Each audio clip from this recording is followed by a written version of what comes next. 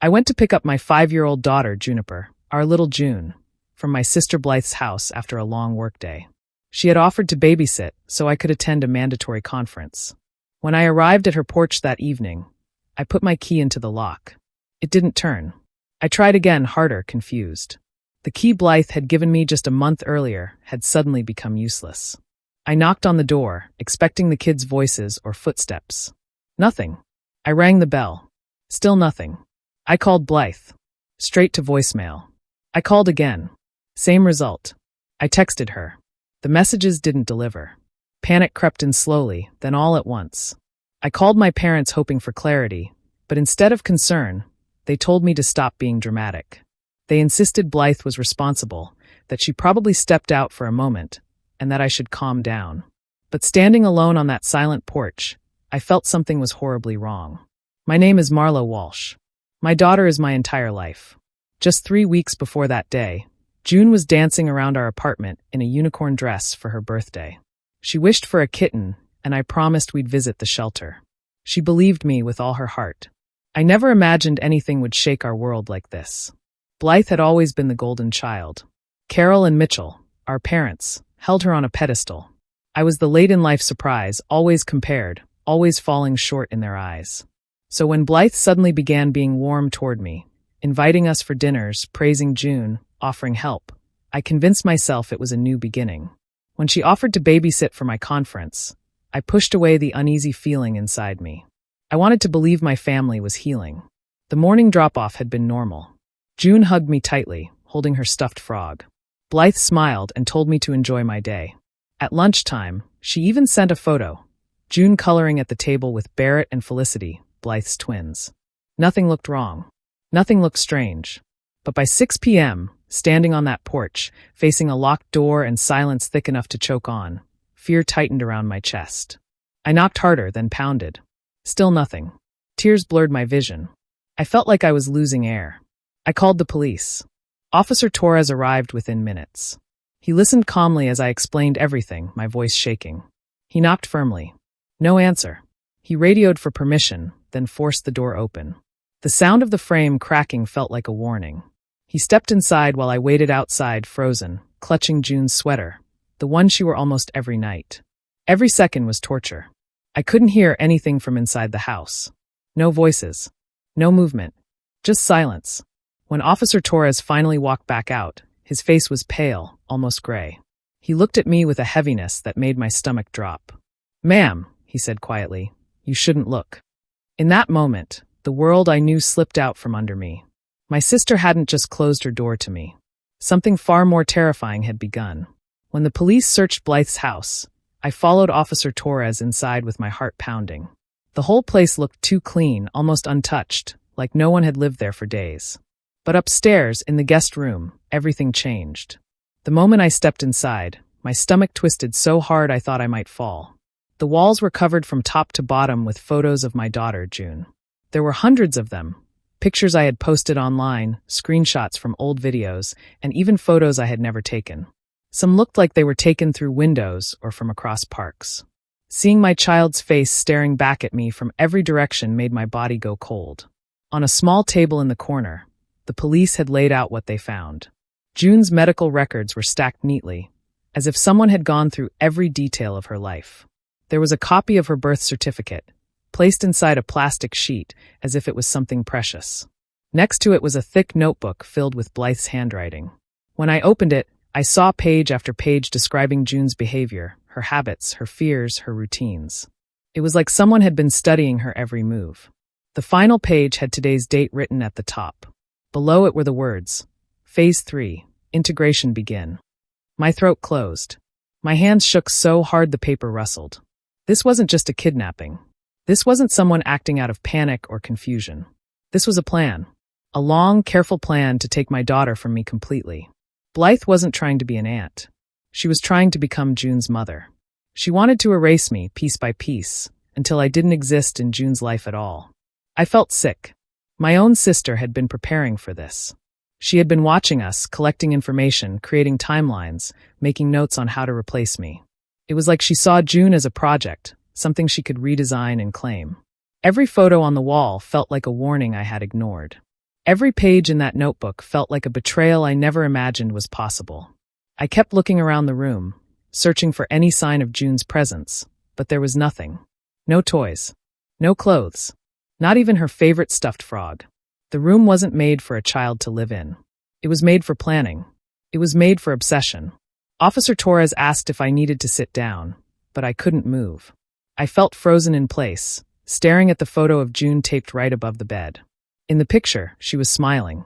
Innocent. Happy. She had no idea someone she trusted was preparing to take her away. In that moment, the fear inside me turned into something sharper, stronger. I didn't know where Blythe had taken my daughter, but I knew one thing with absolute certainty. I would get June back, no matter what it took. Detective Hernandez asked me to come into a small room at the station. She said they had finally unlocked Blythe's laptop. I didn't expect anything good, but I wasn't prepared for what she showed me. She turned the screen toward me, and there it was, a group chat with my parents. The title at the top made my whole body tense, Operation Bright Future. It didn't look like a family chat. It looked like a plan, something they had been hiding from me for a long time. The messages went back weeks, maybe months. As I scrolled, my hands began to shake. My mother, Carol, had typed a long message about me. Reading her words felt like someone pressing a knife into my chest. She wrote, "Marlo is unstable. That apartment is no place for a gifted child like Juniper. She needs Blythe's structure and resources." I felt sick. Unstable? My mother had never said anything like that to my face. She never visited my apartment. She never even asked how I was doing. Yet here she was, calling me a danger to my own daughter. Right under her message was one from my father. Mitchell wrote, "We've failed Marlo, but we can't let her fail that little girl." I stared at the screen, unable to breathe for a moment. Failed me? He had barely been in my life. And now he was acting like taking June was some kind of act of charity. They were talking about my daughter like she was a prize. Like she would have a better life with them because they had more money, more space, more status. They didn't talk about June's happiness. They didn't talk about her love for me. They talked about resources, structure, image. They acted like I was unworthy before they even gave me a chance. Blythe had replied to them again and again, sending photos of June from the times she babysat. She wrote things like, "She's bonding with us," and "She fits right in with the twins." Every message felt like another punch to my chest. My own sister was reporting on my child, giving updates like June was an object being transferred. Another message from my mother said, "This is the right thing. Marlo won't understand now, but she will eventually." Reading that, I felt a heat in my chest, anger mixed with heartbreak. They didn't even plan to tell me. They thought I would accept this. They thought they could take June and convince themselves they were doing the right thing. Detective Hernandez watched me quietly, giving me time. She didn't interrupt. She didn't need to. The truth was there, clear and cruel. My parents didn't see me as a mother. They saw me as a mistake that needed correcting. They believed their money made them better, that their house was better, that their lives were better. They called it a rescue mission. But the only person June ever needed rescuing from was them. The moment the Amber Alert went out, everything around me felt unreal, like I was standing inside someone else's nightmare. My daughter's name was on every screen in the state. The photo they used was one from her 5th birthday, where she was blowing out unicorn candles. Seeing her smiling face under the word missing nearly broke me. Detective Hernandez called me in again after a few hours. They had found Blythe's SUV abandoned at a long-term parking garage near a regional airport. When I arrived, the lot was crowded with officers and flashing lights. The sight of the empty SUV made my legs feel weak. June's car seat was still inside, but there was no sign of her. I kept touching the seatbelt buckle, imagining her small hands playing with it like she always did. Security footage from the garage showed everything clearly. Blythe walked in first, looking calm, like she wasn't doing anything wrong. Sterling followed right behind her, holding a bag. Their twins, Barrett and Felicity, were skipping along like it was a family vacation. And then I saw her, my June, holding her stuffed frog against her chest. She looked confused, almost tired. She didn't know she was being taken away from everything she loved. They all got into a gray sedan. No plates visible. No company logo. Just a plain, forgettable car. The detectives found out later it was a rental under a fake ID. They had planned this. They had cash, prepaid phones, and a long head start. They knew exactly how to disappear. The national search began. Police in different states were sent alerts. Airports, bus stations, and borders were notified. For a moment, I felt hopeful. Surely someone would see them. Surely someone would recognize June. But every lead went nowhere. Someone thought they saw the gray sedan in another town, but it wasn't theirs. Someone said they spotted a woman matching Blythe's description at a gas station, but the timing didn't match. Every time the phone rang, my heart leaped, only to shatter again when it was nothing. Days felt like years. I barely slept. I barely ate. I stayed near my phone, waiting for any sign, any message, anything that would bring June back to me. The pain was so sharp it felt physical, like someone was pressing down on my chest every minute. At home, I held June's favorite sweater whenever I couldn't hold myself together. It still smelled like her, vanilla shampoo and the faint scent of crayons. I would bury my face in it and scream until my voice disappeared. It was the only way I could release even a little of the fear and grief crushing me. Every night I lay awake imagining where she was. Was she scared? Was she crying for me? Did she still think I was coming for her? I promised myself one thing. I would never stop searching. Not for a second. I would find my daughter, no matter how long it took. I was sitting on my couch, staring at my silent phone, feeling completely lost, when it finally rang. I didn't recognize the number, but I answered anyway because I was desperate for any news. When I heard the voice, I almost cried. It was my Aunt Raina, my mother's younger sister, the one who had always kept her distance from the rest of the family. She and my parents never got along, and she rarely came to family events. Still, she cared about me in her own quiet way. Her voice was shaking, not from fear but from anger. She said she needed to tell me something important. She explained that she had just received a strange email from my mother. It was meant to sound calming, like it was supposed to reassure her, but it came across as cold and almost proud. Raina said the email talked about seeing the mountains soon and the girls feeding chipmunks. She said the wording was too familiar, exactly the way my mother liked to brag when she thought she was doing something clever. At first, the words didn't make sense to me. Mountains? Chipmunks? What did that have to do with my missing daughter? But Raina kept talking, telling me she knew something was wrong the moment she read it. She said my mother hated the mountains. She hated the cold, hated the wildlife, hated anything that wasn't a hotel or a luxury resort. There was no reason for her to mention mountains unless someone else had written it. Then Raina said the name that made everything click, Blythe. She reminded me that Blythe loved the Rockies. She told me about the time, years ago, when Blythe rented a cabin near Estes Park and talked about how it was the perfect escape from normal life. Raina said the email didn't feel like my mother's idea. It felt like a message written for her, with hints dropped on purpose. I felt a small spark of hope, the first real one since June had been taken. It wasn't much. It was barely more than a guess. But it was something, more than any lead the police had given me in days. Raina apologized for not being closer to me over the years. She said she always knew something was wrong with the way my parents treated me, but she never stepped in because she didn't want to make things worse. Her voice cracked when she said, "I should have been there for you sooner." I told her it didn't matter. What mattered was that she had called now.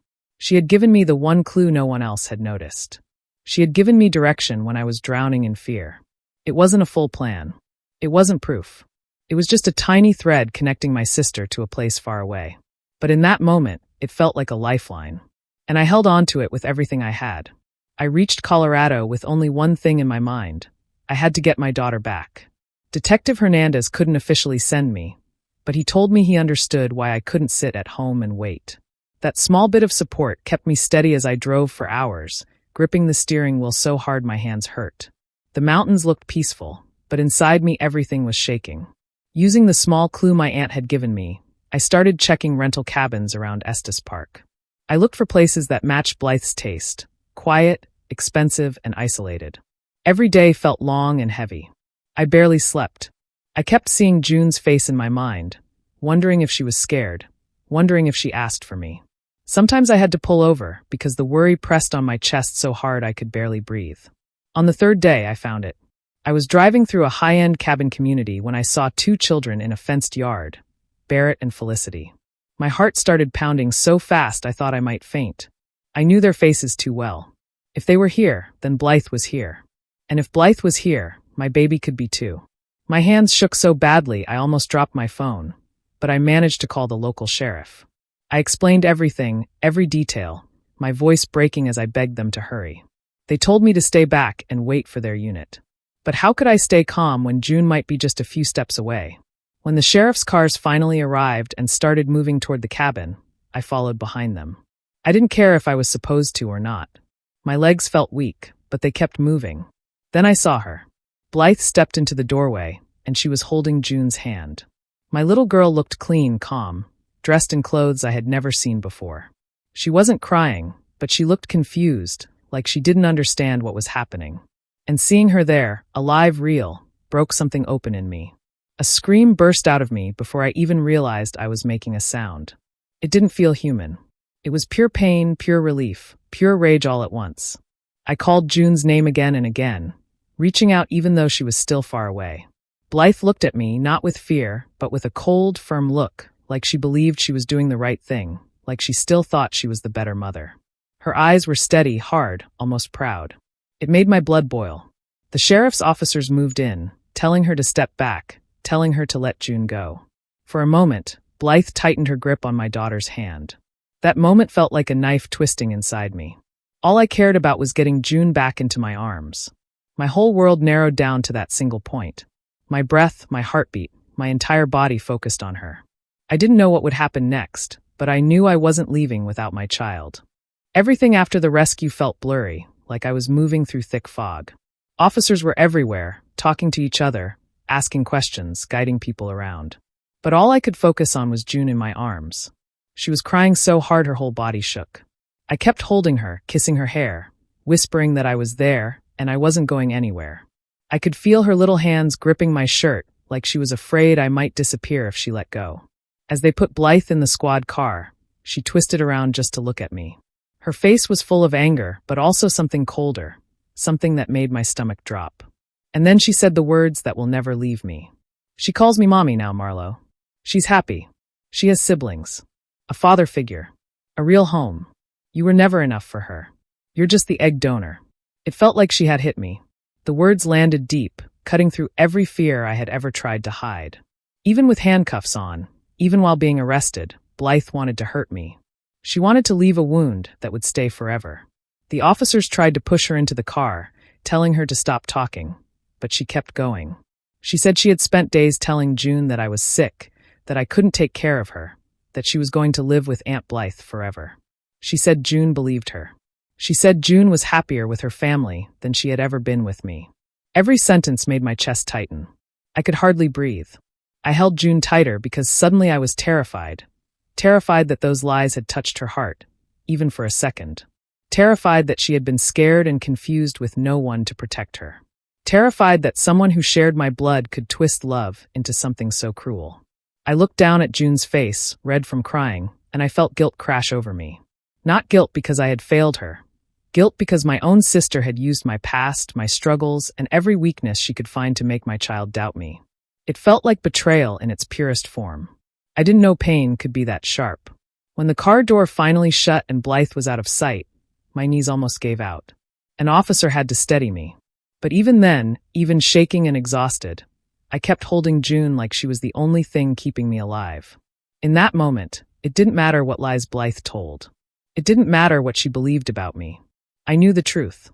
I was June's mother, and no amount of cruelty could ever erase that. Back home, the legal process began quickly. Blythe, Sterling, and even my parents were charged with serious crimes: felony kidnapping, conspiracy, and custodial interference. My parents posted bail almost immediately, insisting they had only acted out of love. Their lawyer tried to make them seem reasonable, saying they were only protecting June, and that I, a single mother, was struggling. It made my blood boil, but I knew what had actually happened. The evidence was overwhelming. The photographs of June lining the walls, the detailed timeline of her life, the texts between Blythe and my parents, it all painted a clear picture. Detective Hernandez and the DA both told me the case was strong.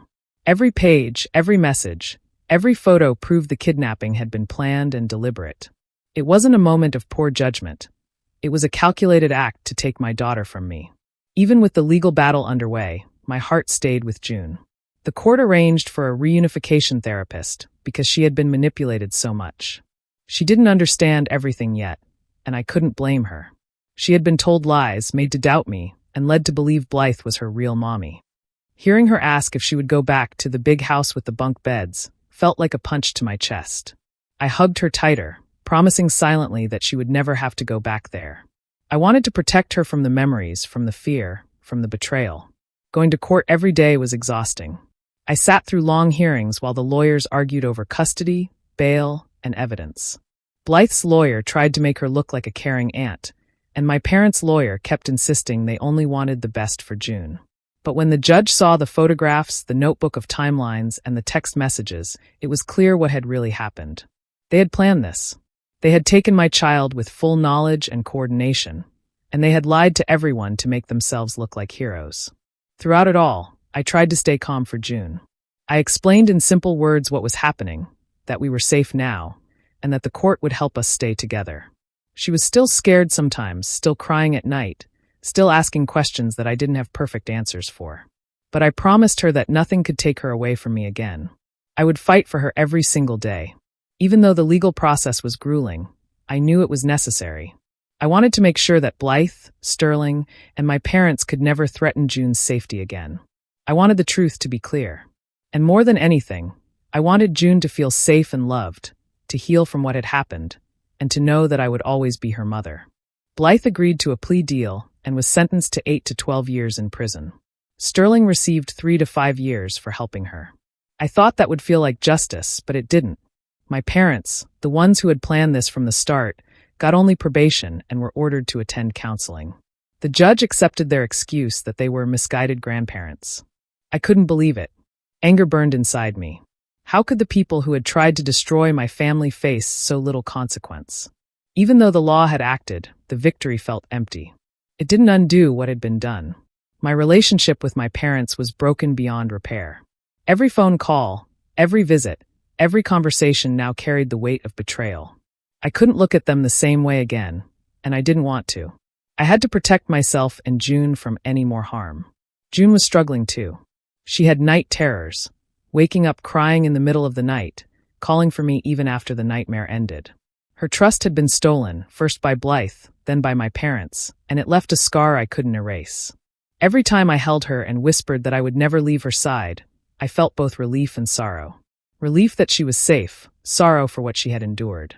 I tried to be strong, tried to comfort her, but I knew it would take a long time for her to feel fully safe again. The home we had lived in, the apartment where we had celebrated birthdays and shared small, happy moments, became a place full of memories I wanted to escape. I sold everything I could. Furniture, decorations, even things that reminded me of better times with my parents. It hurt, but I needed a fresh start for both of us. I wanted to leave behind the geography of pain, the places that carried the weight of betrayal, the spaces that reminded us of fear and loss. I decided to move across the country.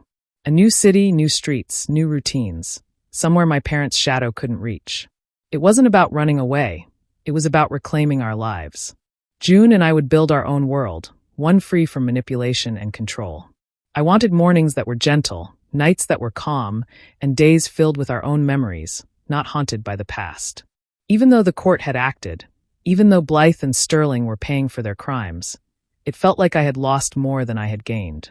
But I knew I had to keep moving forward. For June, for me, for the life we still had. Our family might be smaller now, but it was ours. And I would protect it fiercely, no matter what. The night before we moved to our new home in a small coastal town in Maine, I took June to the animal shelter. The air smelled of straw and wet fur, and little dogs barked at the gates. She held my hand tightly, her small fingers warm in mine, and I could feel her trust slowly returning. We didn't find a kitten, even though she had wished for one. Instead, we found an older rescue dog, gentle and quiet, who loved to be held. June wrapped her arms around him immediately, pressing her cheek to his fur. She whispered softly, "We're your family now, okay?" Watching them together, I felt something shift inside me. All the fear, all the anger, all the pain from the past months. It didn't disappear, but it changed into something stronger. I realized my revenge wouldn't be shouting, punishing, or holding grudges. My revenge would be living fully, giving June a life filled with love, security, and happiness. I would show Blythe and my parents that no amount of scheming could take away what we had. Every morning we woke together, every laugh, every smile that healed a little more. it was proof that they were wrong. The house in Maine was small, with salty wind and narrow streets, but it was ours. It didn't matter that we had left everything else behind. Our new home would be a place of freedom, not fear. June explored the rooms with the wide-eyed curiosity of a child who had learned to hope again. I watched her and felt my heart swell. This was my family, the one I had fought so hard to protect, stripped down to what truly mattered. Her and me. I understood then that the door they had locked me out of didn't just separate me from a house. It separated me from people who had tried to control and harm us. Their prison was built from lies, manipulation, and misplaced pride. But I had the key, the one thing they could never take, my daughter's hand in mine. Holding her hand, I felt a fierce, steady determination. We had survived the worst betrayal imaginable, and we were starting over on our own terms. The past would always be there, a shadow we could remember, but it would no longer define us. Our love, our bond, and our life together would be the answer to every doubt and every lie they had tried to impose. As June cuddled the dog and whispered her promise to him, I whispered one to myself. This is our life now. Quiet, strong, full of love. Nothing else matters. And with her hand in mine, I knew it would always be enough. Do you think Marlo did the right thing by leaving her parents and starting over with June? Or should she have tried to repair those relationships? Share your thoughts in the comments and subscribe for more true-to-life stories.